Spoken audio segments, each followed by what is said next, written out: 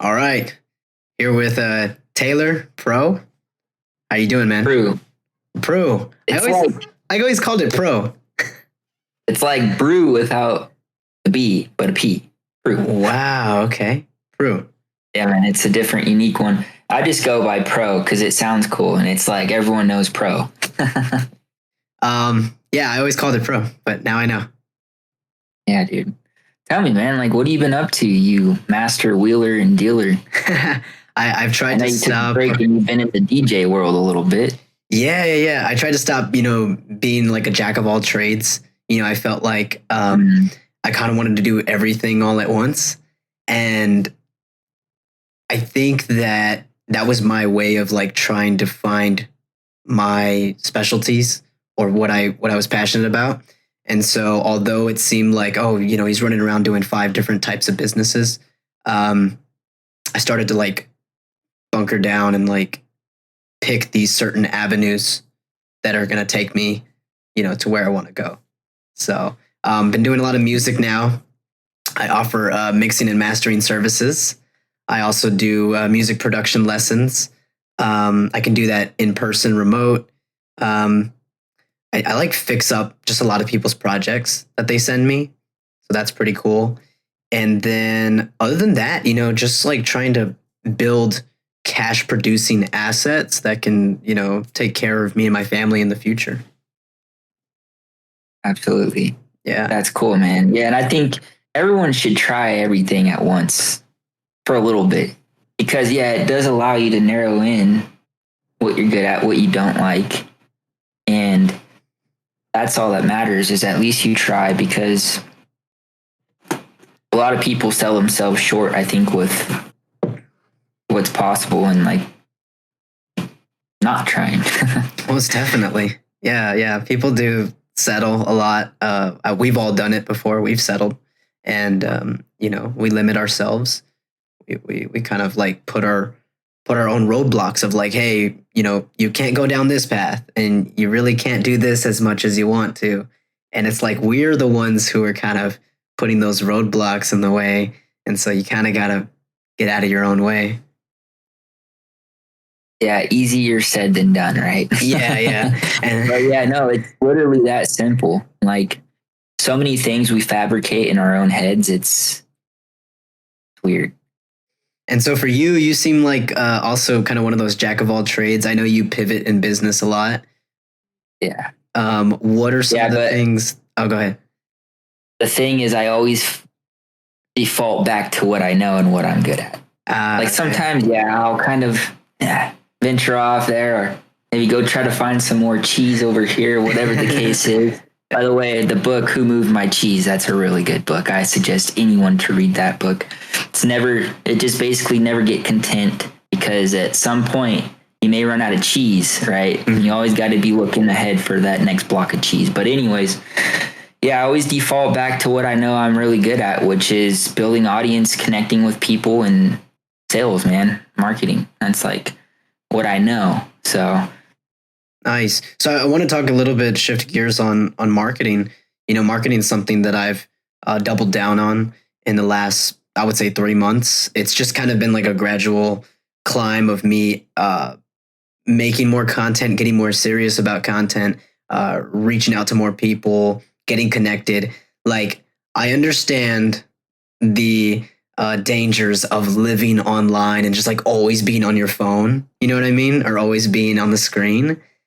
But that's kind of like where the world is right now. So just want to learn a little bit about, what are your thoughts about marketing? How are you going to market? How do you use social media? How do you see the landscape overall? Yeah, that's a great question. And I think simply put, to just answer what you said, like the screens are really never going away, right? And I tell everyone it's better to be a producer versus a consumer. The consumers are the ones who are steadily scrolling. They can't go longer than 15 minutes without opening an app, right? They're in the bathroom, sitting on the toilet scrolling. Like it's a constant thing. So we need to be producing and pushing that out for those consumers, right? And I think if you live on that side of things, you'll be all right. And if you don't get sucked into the consumption of things and the world of that aspect, it's kind of dangerous. But if you just do it more intentionally, I think it's okay. And as far as marketing right now, my main focus is personal branding, because everything else can be obsolete, especially with AI coming around, right? But the one thing that will actually stand and resonate with real human beings is another human being. So personal brand right now is like the way to go. Absolutely 100%. Triple down, 10x that. And if you look at all the big guys right now, Tai Lopez, Grant Cardone's, like all those kind of guys, what are they doing? Personal brand. And that's what's carrying them in through this whole new revolution of AI, marketing. And now you have so many people popping up overnight from their grandma's basements who are able to help you make 10K the next month. So it's like, you got to really just be cautious. But at the same time, I think right now is the best time to be in the field playing the game. Wow. Yeah, I couldn't have put that any better. So for the people who are just getting started on personal branding, or even trying to understand why should I even, be focusing on a brand, right? What are some of the things that you think is like stopping people from becoming producers?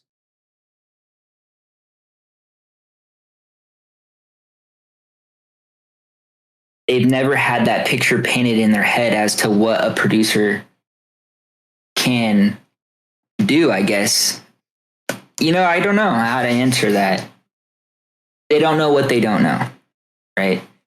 A lot of people are also scared of being on camera. They're kind of shy or whatever the case may be, but I'm seeing brands being built faceless now, even like Marshmallow. That's the perfect personal brand that's faceless. No one knows who that guy is. But I don't know what's stopping people from wanting to do that. I don't know. I don't think they see it as we do. It could be that. I think there's another side of the coin, and I talk about this a lot, is like insecurities, judgment. They're afraid of what their aunt's gonna say. They're afraid of what their Facebook followers are gonna say, like, or the people at work. You know what I mean? Like, oh, okay, like, you know what I mean? You just brought me all the way back to the drawing board, like as to like a very regular individual. Okay, I see. Now that you just said that, 110%. Yeah, it's, what are my friends going to think? The judgment and insecurities. That's the answer. Yeah, and that's one of the things that I've been working on too, because I realized that I had all these ideas for putting out content, but I always made excuses. I was like, oh, I don't have time. I don't have the right equipment. I don't have the right gear. Like, I always had an excuse, a way out of it. And so I had this list of like all this content ideas. Yeah, I know, right? It's like right there in front of your face. And I just never got around to it. And so I've been having to like work at that of like, hey, look, there's a bunch of reasons why building your personal brand is valuable. There's a bunch of reasons why creating content is important. I knew that, but the reasons why I wasn't creating wasn't so easy to pinpoint. And so I think that is where I'm at. And then I'm also helping a lot of people. Like, I'm directly helping people get to a place where they feel comfortable with pushing themselves online. Yeah. 100%. That's awesome, man. Like with the whole music side of things, or just music, but then like also branding. Cause like, I don't care what industry you're in. I just want to get them to a place of a producer, because those are the minority, right? I always say too, if you're like actually doing things and you have day-to-day action, it's better to document. And I'm sure you've heard this, because a lot of people, I think, get held up on like, what do I create? And then they try to like sit there and they like try to overthink pieces of content and make it perfect. And then they try to compare the content they're about to put out to like, other people who are doing very well. And like, that's a terrible thing to do, is never compare. But I think documenting your content and really just posting, and I always tell everyone this is such a massive world and there's such room for everyone here. Like, just post. Who cares? Because listen, the people who resonate with you and like what you're doing and putting out, those are the people who are going to stick around, support you, and be a part of your world. And the people who don't, well, guess what? They'll just go ahead and leave, and that's fine, because, that leaves more room for the people who enjoy what we do. And I think there's always going to be a good mix of that. Yeah. I think 1,000 true fans is better than, 10,000 fake ones or even 100,000 fake ones. Yes. 100%. So Taelor, are you pushing on like all platforms right now? Because I think we're mainly connected like on Facebook. I don't know if we have each other connected on LinkedIn or not. Dude, I kind of been behind the curtains a little bit these last like 5-6 months.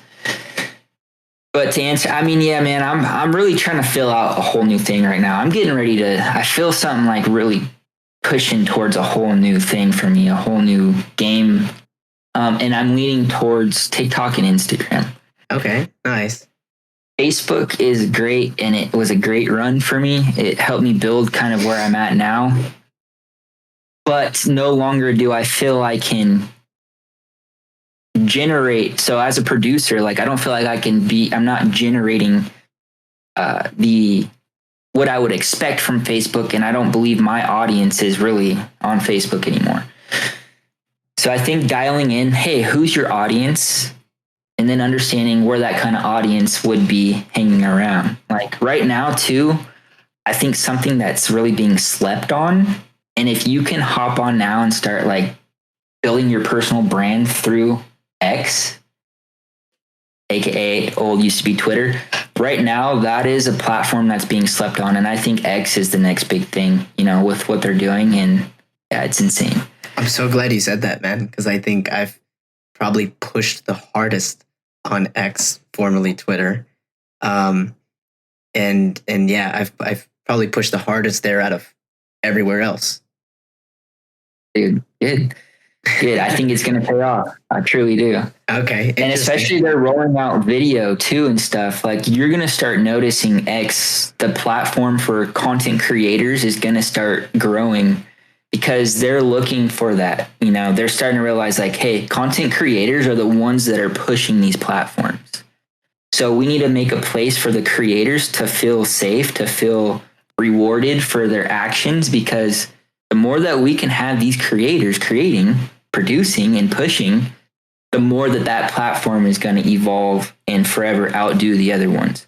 So X right now is very well building that platform and that foundation for creators. Interesting. So now speaking about platforms for creators, I'm going to give you a little insight you may or may not be pushing already here, but it just popped off. Like, it just kind of took off. And that's going to be Threads. Threads. Have you been on it? Yeah, I did. You tried it for a little bit? Yeah, and I like the concept. It has some work. For sure. But have you been on recently within like the past week? No, I haven't. No. It's been a while, right? Mm-hmm. Yeah, because I was like, it was hyped up, and then it quickly dropped off for me. I'm telling you right now, it just popped off, and the networking and the insight and dude, right now it is like, I would call it utopia, not only for creators, but for entrepreneurs, business people. And the reason why I say it's a utopia is because every creative thinker, Alex Hormozy, Gary Vaynerchuk, Grant Cardone, right? Ty Lopez, these people are all on there. And actually everybody on there is just trying to like push forward into the future. They're all trying to learn. They're trying to educate. It just kind of feels like a really big university. And I see zero. And when I say zero, I mean zero, like drama. Like, yeah, you'll have some disagreements. I've had some disagreements on there, but it's literal like adult conversation disagreements. Like, hey, we just don't see eye to eye on this. That's okay. So kind of interesting. Yeah, that is. But I'm telling you right now, like it's hot to grow your personal brand on there because everyone's just like looking to connect. Like I literally could go on there, make a post, and within 2 hours generate 14 new followers from like all over the place. So it's pretty hot right now. Just want to give that insight because I will agree with that, dude. I haven't been on there and I noticed like my followers and stuff just keep kind of growing. And I only posted like 8 times. Like, oh, interesting. So imagine if you would have posted 80, you know what I mean? You probably would have been a lot further along. And so my point is that like right now it's just hot for learning, for knowledge, and for growth. Like, I like that. It's so awesome right now. And I feel like once the mass market gets in there, it's going to change and start to become a little bit, Twitter, right? Because Twitter's like, I would describe Twitter as like a cocktail party where everyone's just kind of rubbing elbows, drinking wine, getting drunk. And then like, it's just opinions, everyone's got their opinions and some are shittier than others. And some are like, really smart, you know what I mean? Some people, they're very subjective, like the whole thing, and then you have a bunch of other people like bickering, kind of almost. Yeah, it's interesting. It is. The only thing I think Threads is great potential. The only thing they really need to work on, and it obviously is probably going to happen, but is the engage. How do I say? Not the engagement. My Threads app is just going off right now. Like, no, not the engagement. That's not what I'm trying to say. I'm trying to say keeping a user engaged long enough on the platform. Oh, that's where they're lacking. So, like, for example, why TikTok people get stuck on there like heroin is because it keeps the user engaged, pushes things they really like, and then the videos, obviously short form content, just keeps it going and going and going. So it keeps the user on the platform right day in and day out versus Threads. I don't really have that kind of engagement with that platform, but I think it's going to come through. It's something I'm sure they'll work on. It just hasn't been TikTokified yet. Is what you're saying. Yeah. Okay. Yeah. Or whatever you want to call it. That's what I call it. When you get onto the scrolling video algorithm, that is something that TikTok really brought about. And then everyone just copied it. Yeah. I mean, because even with Instagram, like you just have your normal feed that'll keep a user engaged for a period of time. But the reels, they'll probably, and then the reels pop in, and then now that's a whole nother thing. Yeah. It's very interesting. The reels, yeah. And then if you look, YouTube also did their own version, the YouTube Shorts. Yeah, dude, that's powerful. Interesting, right? So anyways, just wanted to give that insight. But if you're ready to talk a little bit more on the marketing side, like I'd love to kind of hear or actually I kind of would like to hear more about. I'm not a marketer. No. Yeah. I would actually more like to hear, what are you working on? Like if you're able to, kind of disclose on some of the big projects, you're saying that you're on the cusp of something, or you're like pushing really hard towards something new. Like, I don't know. You seem very hyped right now about what's coming. So my bread and butter right now, I can't say like who or what. Sure. But I've been in the back curtains closing high ticket deals for another company. Wow. And sales is something that at the end of the day, I realized no matter what business I had or I was doing on my own or selling my own offer, at the end of the day, it all defaulted to sales, right? Because that was what has to be done in order to produce revenue, get a client, whatever. So like I realized that, and it intrigued me, and it made me want to learn more about sales, right? Let me ask you, are you okay, go ahead. Sorry. Oh, go ahead. Are you working for like a really big influencer that you can't say? It is, yeah. I think there's NDA agreements and stuff. So I think I have an idea of like who it might be. But anyways, continue. What has sales brought for you? Yeah, so it's allowed me to I mean, obviously everyone loves money and that's why people are in business, but sales is the one skill that's allowed me to make the most amount of money in the shortest amount of time ever. And that was a real paint of a picture to me because, you know, it's great to have a business and then obviously people implement systems and stuff for fulfillment and et cetera, but still when you make a sale, it's like, okay, well now I got to go fulfill. I got to make sure my client's happy. And there's like all this extra footwork, right? When you're closing deals, it's like, boom, done, right? And you still get decent amount. And the other thing I love about closing sales is all my leads are inbound.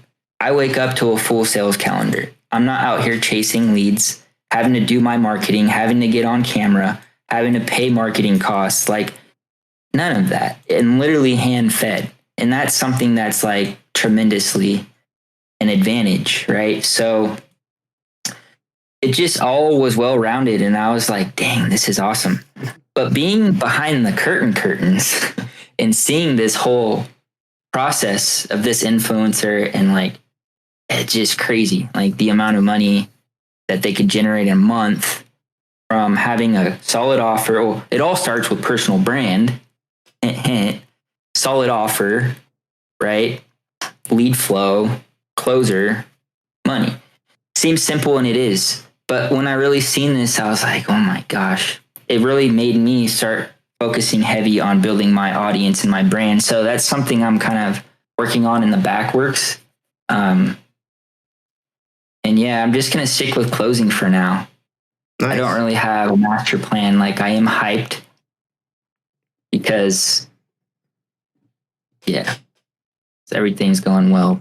And I do want to eventually get back in the game and have my own offer. And, you know, I was thinking of some stuff and I've been going that crazy. Like, dude, I created a whole TikTok called The Closer's Domain and everything. And I wanted to help people get into the closing world and teach them how to do that and place them with a closing gig, just like I did. Wow. But then I was like, man, I don't want to be another guru kind of guy. And I think this is where you get to this level. And now it's like, I start thinking, well, what are they going to think about me? Like, it's not my friends or family when posting content, but now I'm starting to think like, oh, well, what is everyone going to think about me? You mean like the strangers? Yeah. You're worried about now, what the strangers are going to think? Yeah, I don't know. Look, the only time you really got to be worried, Taylor, is if you're doing something wrong. Mm-hmm. If you're doing like really, this is something I live by. If you're doing right by others, you have nothing to be afraid of. Absolutely nothing. Because your intent to help and inspire and educate, if that's truly your intention, like that's all that matters to me. And that's actually what matters to everyone else too. You know what I mean? Because there are sleazy scumbags out there who have other intentions and have hidden agendas. And, you know, their intention is make money any way you can. I don't live like that. And most people don't really enjoy that either. So if you want to do something, do it, man. Like, don't worry about what people are going to say, but only if, you know, you're not doing wrong by anybody. You see what I mean? Yeah, the intention here. I like that. That's really good, dude. That's got a stick right there. Dude, yeah, because you're absolutely correct. That's what's making me unstoppable right now. I'm like, my intention is so pure. I literally don't want the results. I don't want to succeed and somebody lose for me to get that. And so if for whatever reason I provide a service to somebody and they're just like completely dissatisfied and they're really having a hard time with it, I'll give them all their money back. I don't care. You know what I mean? Because I'm that kind of guy. Now, luckily, I've had 100% satisfaction rate. That's awesome. And that's because I think I put the customer first. I put the client first. I put whoever I'm working with on a project, I put their needs above mine. And that's why the outcome always comes out good. You know what I mean? Because I'm always putting them ahead. And that it falls along the lines, like it's always much more fun when you truly believe in what you're doing. 100%. Like the energy and the output and everything that you do is going to be a lot greater when you truly believe it, you know? Dude, you know how much it sucks that you sell for one of the best companies in the world and then find out that that company is doing a disservice to the person you sold to? Yeah. That is so heartbreaking because there's nothing you can do. Yeah, and you're the one on the front line basically saying, hey, it's okay. Hey, you know, here's the outcome. And then they get through and it's like, yeah, that is a disheartening feeling. It's terrible. And so I realized later on in my career that I was like, the only real guarantee that I have is myself. So if I'm selling myself, if I'm selling my own service, well, I'm the guy who provides the service, you know, not some personal other brand too. Yeah, personal brand too. So like your reputation's on the line, but like you can always make it right for somebody. You know, I missed a lesson for one of my students. I felt so terrible. I was like, hey, I'm going to give you an extra 30 minutes on the next one. You know what I mean? Nice. It shows that you care though too, and that you have them in your best interest, you know, and it's like, we're all human. So of course, absolutely, dude. Like, yeah, like I'm still selling softwares and stuff on, you know, on the back end. And I do that all the time. You know, if someone's not happy or like, I'll try to make it up. Hey, here's free software. Hey, I just unlocked the pro features for you. I'm sorry for the hiccup, you know, like whatever the case is. But another thing you asked, hey, what do I have up my sleeve? I'm actually going to be pushing more software through paid ads. Okay. So that's something I'm going to test out. I never did that. Mostly Genius because that's the stickiest software for Facebook Messenger CRM. And I think I do believe in that tool. What do you mean? Yeah, I'm going to give that a go. What do you mean by stickiest? It has the most lifetime value of a customer on that software. Okay. Much better way to explain it. Yeah. I was like, sticky software. So make my keyboard sticky. Meaning people are sticking around. Yeah. Yeah. Okay. Awesome. Lifetime value. Okay. That's super funny. Cool. What are you doing in the world of NFT and crypto, blockchain, that kind of stuff? Dude, I don't know nothing about it. You don't touch it? Nah. Dude, I want to invite you. It fascinates me. I'm going to send you a link, dude. I want to invite you out to something like extraordinary. VCon 2024 is happening in Los Angeles, October 2024. Well, here, I got a question for you, Ryan. Whoa. Bringing up NFTs and crypto. Okay. You know, because NFT, V Friends, and you got Logan Paul's NFTs, and you got... what was it? Bathing apes and like all these other things. Bored now apes. They're depleted. Bored apes. Yeah. Yep. Well, now everything's pretty much depleted, and they were at one point this great, tremendous value. Yep. But now that you see everything pretty much depleted and worthless, what do you feel or think about that? I still see it as like a repeat of history. If you look back into the internet stocks, the .com bubble. The .com bubble burst, didn't it? Okay, I see what you're saying. So it's here to stay. 98, 99. We're still figuring it out. Yeah. Look at the .com bubble burst. Everyone thought that like books.com was going to be Amazon.com. You know, people thought like that different URLs were going to be here to stay. So unfortunately, and this is just an example, the like Doge meme NFT, you know, sounds cool, but it goes to zero. You know, books.com, I'm pretty sure went to zero. You know what I mean? So you're saying what people thought the .com was back in 99 is what the NFT is today. Well, no, I'm saying let's just look at history. In 99, there was all these .coms that came out. Amazon.com, Google.com, like there was a lot. But then there was but the majority of them were worthless. They were hot at one point, but then they just completely fell off the face of the earth. You know what I mean? Like they thought that like everything was going to be huge, but only certain things stayed. Facebook, Meta, you know what I mean? Snapchat. These are publicly traded companies. right? Right. What happened to Bored Apes?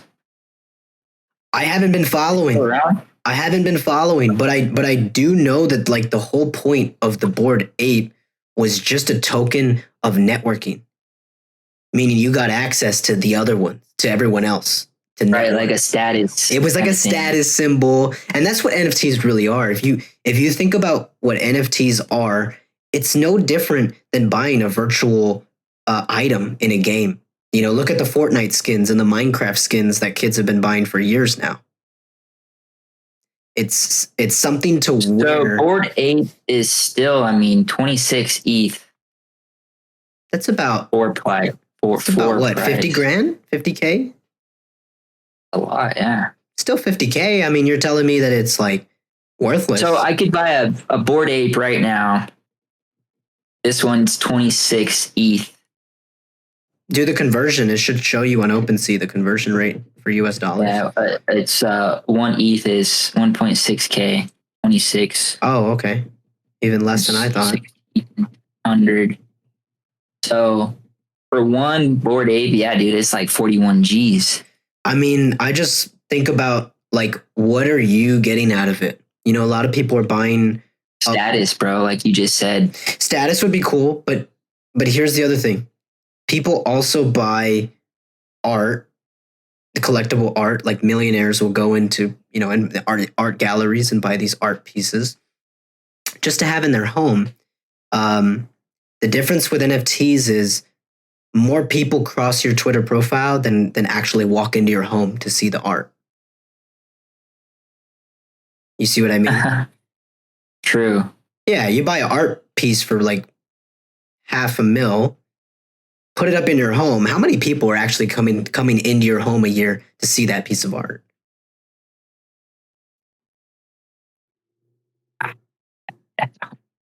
At that point, I couldn't tell you what the point of that is. The point is that more people are going to see it on your social profiles than they are in your home. Oh, I see what you're saying now. Yeah, it's just a collectible. Like some have utilities, like some let you actually do things. So the VCon NFTs, when you get a VCon it's the VFriend Series 1. That one included 3 tickets included for the 3 years. Okay, so there was utility behind it, meaning not only do you have a cool collectible that you could probably flip later for a lot of money, for a big profit, but you actually get to use this NFT to get into the conference. Okay. So that's one of the interesting ones, right? But not every NFT has something you can use it for. So when I went for the first VCon, they scanned my NFT at the front gate to get into the stadium. That's pretty cool. It's nuts. It is absolutely nuts. Like Gary Vee put it in the best way. Yeah. Yeah. So like and now that NFT becomes like more of a memorable thing, right? Like, oh, this was used at Gary Vee's VCon 2023, right? It becomes like now an NFT of history. Yes, you'll never ever get new ones again. Whoever has them. It's a collectible. Yes, you're right. It's a piece of history, man. You're so right. For sure. And collectibles, I don't know if you know, but the art of collecting is huge among our culture. It's been around for like centuries. And again, I look back at like the multimillionaires, the billionaires, dude, they're buying these art pieces for like 50 million, 20 million. Like it is insane how much an art piece could go for in a gallery, let alone an art piece in a digital gallery. You're absolutely right, dude. And I feel like right now, our generation, like of online entrepreneurs, the new art pieces are on their wrist. Like, everyone's got this crazy watch collection worth millions, and that is a collector's thing too. It's the same thing, like you were just saying. Yeah, no different than shoes or Pokemon cards. All of it has value, dude. I'll tell you a funny story. I found a box of Pokemon cards at a garage sale. and because I bought a piece of furniture, and there was Pokemon cards in the drawer, and I sold all those like little tin of Pokemon cards for about $100. Like there was some good cards. There was some good cards in there. Quick score. Amazing. And it was kind of that was some Gary V flipping. It totally was. And you know what else? It was insane that the cards, like you could tell that some kid in middle school a long time ago was collecting the best ones that they could get. Interesting. Yeah, because it wasn't nostalgia. It wasn't like just a whole bunch of random. Like it was like this was a collection of semi-good cards. Nice. And I sold them for the low. It's crazy to think how long that Pokemon's been around, and it's still to this day like people are very passionate, or like the collectible aspect of it, right? I think it's pretty neat. Disney is big too, man. Disney. And these are not brands; these are intellectual properties. Interesting. So now what's going on with VeeFriends is they're turning it into an intellectual property with their own characters, with their own spin on things. And so if you think, and I'm gonna pull it out for you real quick because I got it in the mail. Vaynerchuk, I won a raffle and he sent me some of these cards, bro. These cards are sick. I'm gonna show you. So I copped a rare one, but these are kind of some of the other ones that I got through the mail.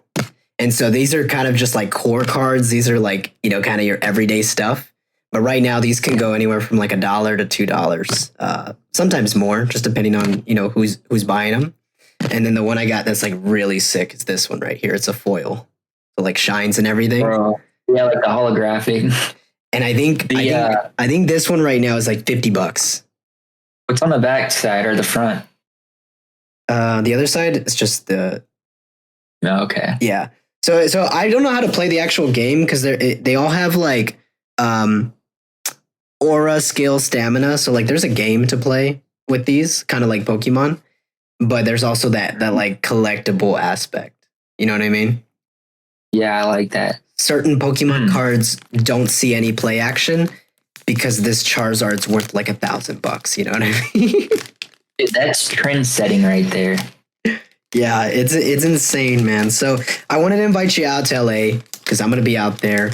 And I think if I didn't go to Minneapolis back in like 2020 or 2021, I wouldn't have learned more. I wouldn't have got that education about the NFTs that I know today. And so now I'm very selective with my NFT investments, if you will. I won't buy anything that, like even a Bored Ape, like let's say I did have the money. Now I got to think about why would I even why would I even want to collect that in the first place? Does it even, you know what I mean? Do I believe in the IP for the next 20, 40 years? Who knows? I'm not in that community. I don't know what they're doing. It's interesting though. I think it's going to be here to stay, Yeah, it's interesting, man. If you can make it out, dude, I mean, you could literally, you don't have any NFTs at all, right? When is it? October 2024. That's in 2 days, bro. 2024 is next year. Oh, sorry. I thought you meant October 24. No. October 2024 next year. All right, cool. Dude, I'm game. Absolutely. That'd be awesome, cool, man. I got some buddies flying in from the UK. We never actually even got to hang out, dude, and we've always been internet buddies, so. Yeah. Now I got some buddies flying in from the UK. So I was like, if they can come from the UK, dude, you're like next door. Yeah. If I didn't make it now, I'm really bad, dude. Yeah, and I'm only 7 hours away, bro. Dude, it was crazy, man. Snoop Dogg was at the first one. So was Pharrell Williams doing some NFT education.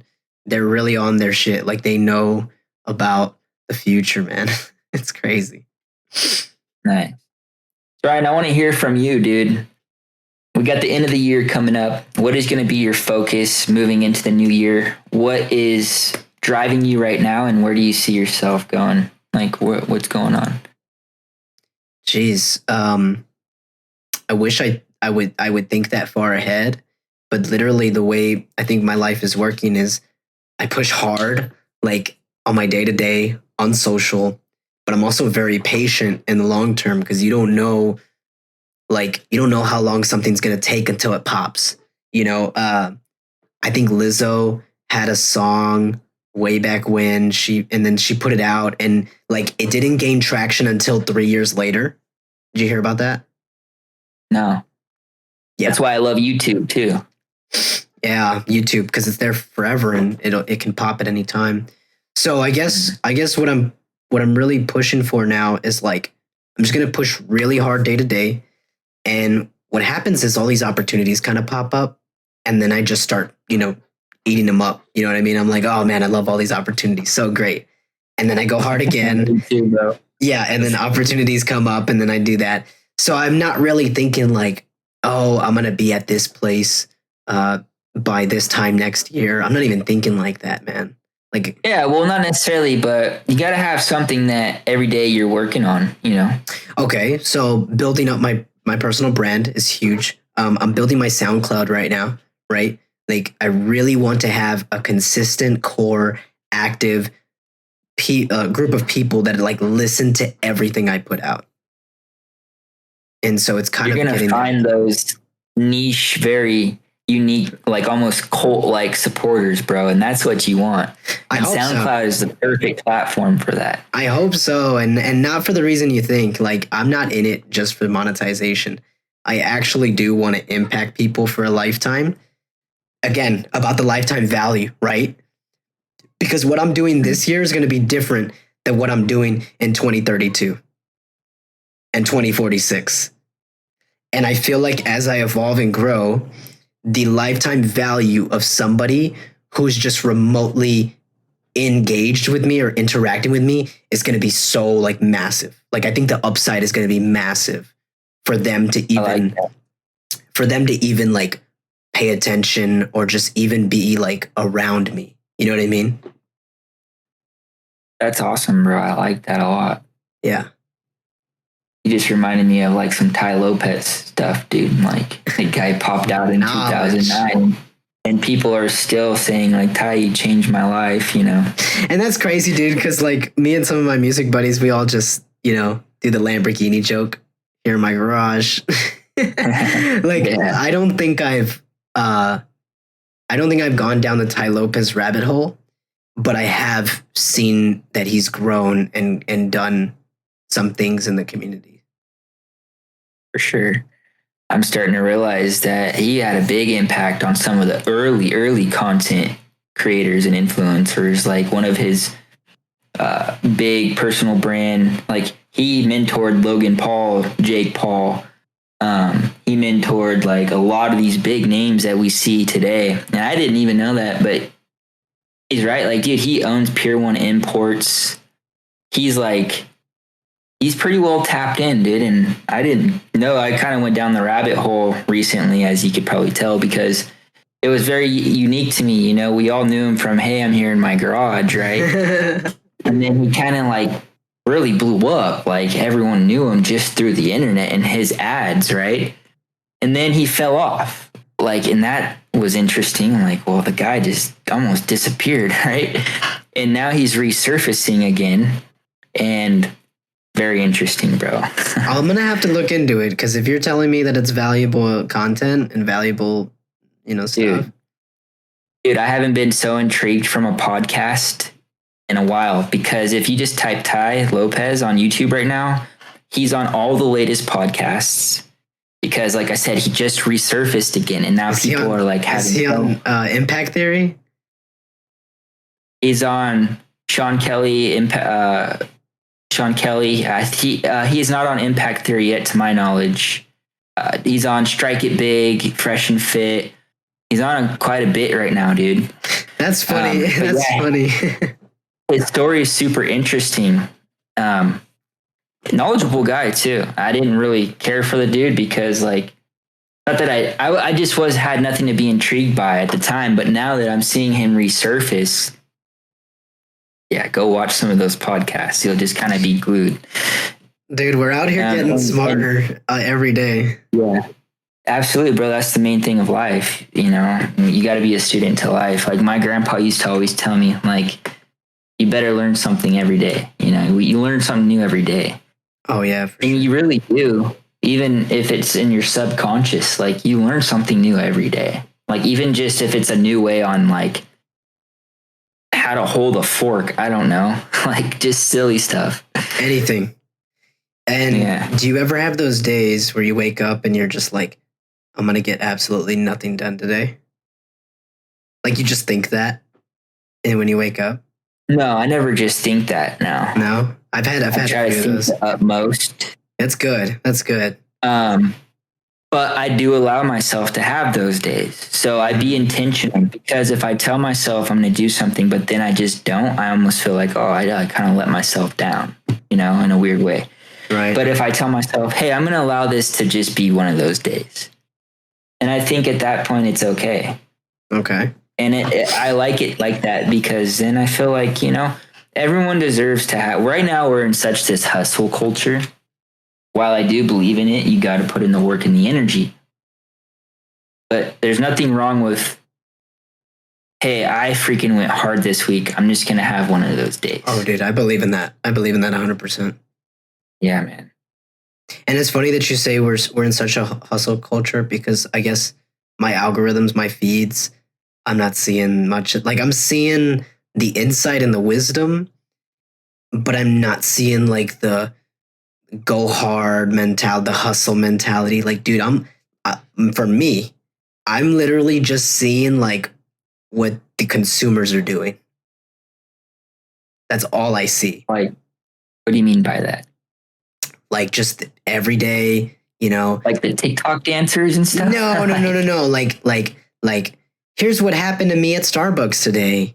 You know? Oh, gosh. Yeah. And just like the let's try the top 5 chicken sandwiches from the fast food place, like those kind of. No, they're not even creators. They're just people talking about. It's the old Facebook. Oh, here's what I had at Olive Garden today for lunch. You know, and oh my God, Billy won't call me back. You know what I mean? Like it's just all this stuff. So dude, you can imagine that like I'm looking at this as like, wait a minute, this is my competition? Like, because I'm even seeing like music producers that are, so it's kind of scary, dude. I think I need to level up a little bit. You just helped me answer a question. Keep going. And so like even some music producers, man, are just like complaining about dumb shit, talking about some random off topic, you know, they're even getting political now. I'm like, dude, you have not built anything. Go make some music, like get in the studio, build your brand, dude. Like, what are you talking about right now? You know what I mean? That's how I feel in my head, because I'm like, dude, you're complaining about like not getting anywhere, yet look at what you're doing online. You know what I mean?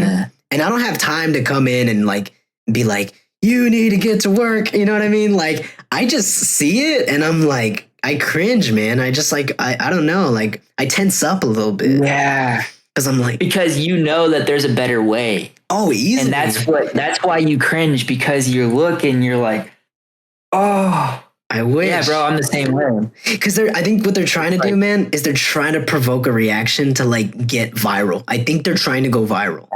Like, I don't know what they're trying to do. And I don't mean this in any insult way, and I don't even really like using this word, because I feel like it's not by any means like I'm better. But dude, it's just more of the mediocre people, right?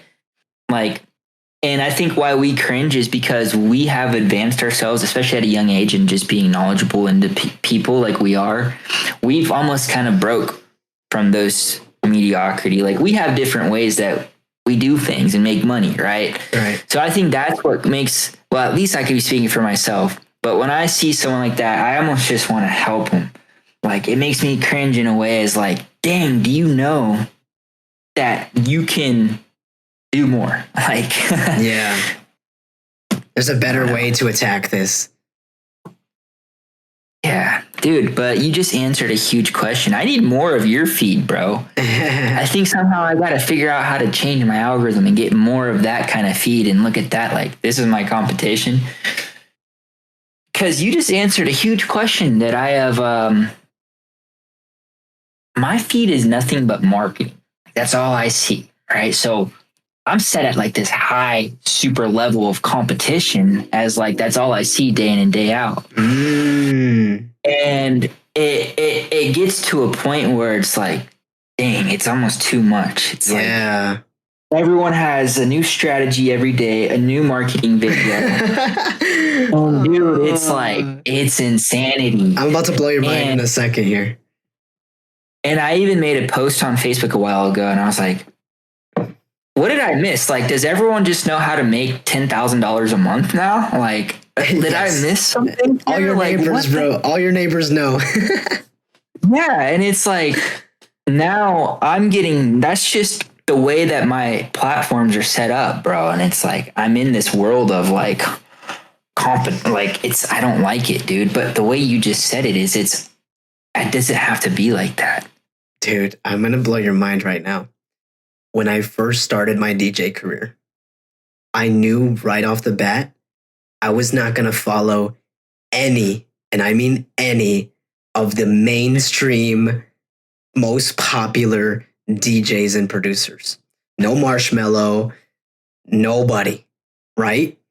You know why?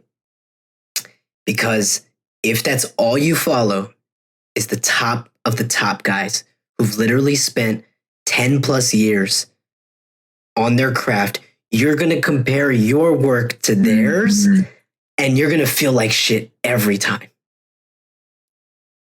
So I said, I'm not going to follow any of them. I don't want to see any of the glamour. I want the raw, like give me the guys who are just starting like me. And that's all I follow. I like that. Yeah. Yeah. So never compare, bro. You're absolutely right. It's okay every now and then to get inspired and, look at what the top people are doing and maybe grab a few ideas. Yeah. But you're absolutely right, man. You will feel like crap every time if that's all you're trying to put yourself like in those shoes. Yeah, it was insane, dude. So that's what I did. I was like, I'm not going to follow any of the big guys.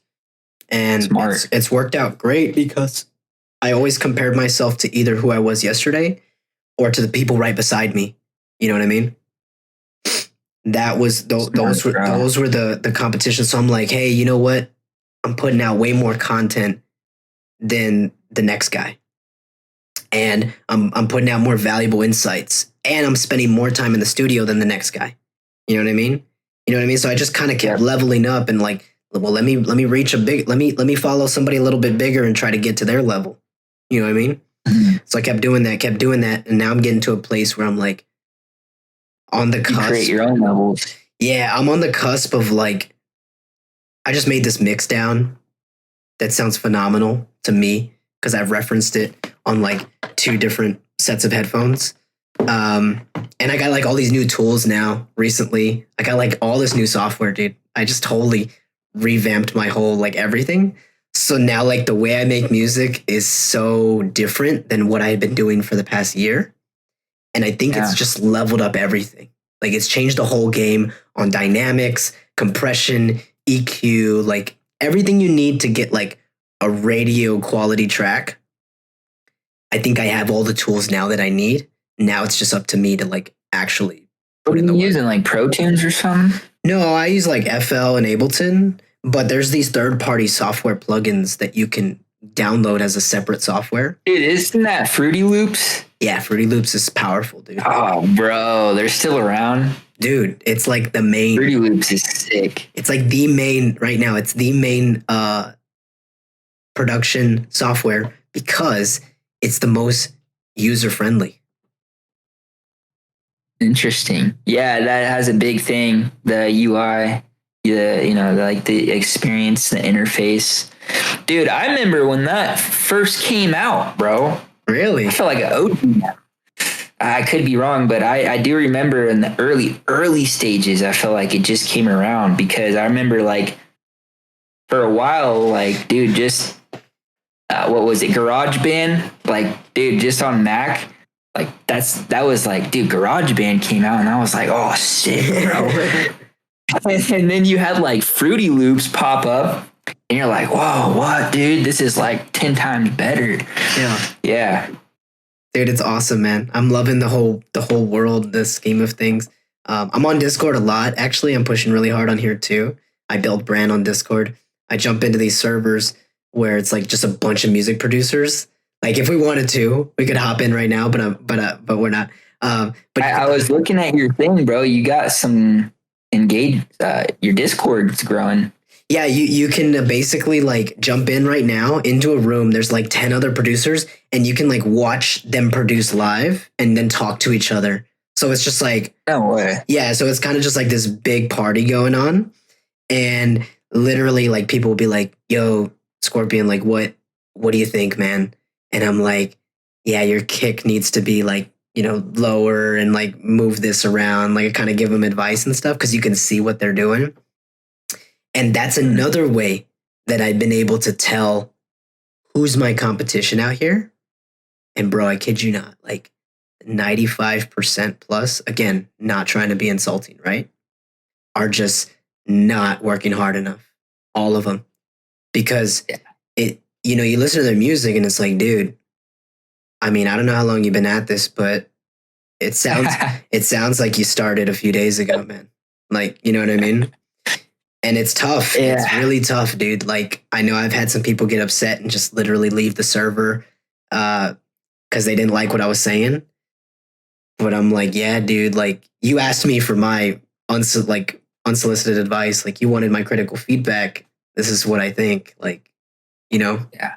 And yeah, man, it's crazy. So I've used that as a marker of like, okay, this is my competition right here. This is like I guess I would call them a little bit slightly, I would call them like average producers, but like they've taken the effort to create a Discord account and go into a music Discord server, which a lot of people don't do.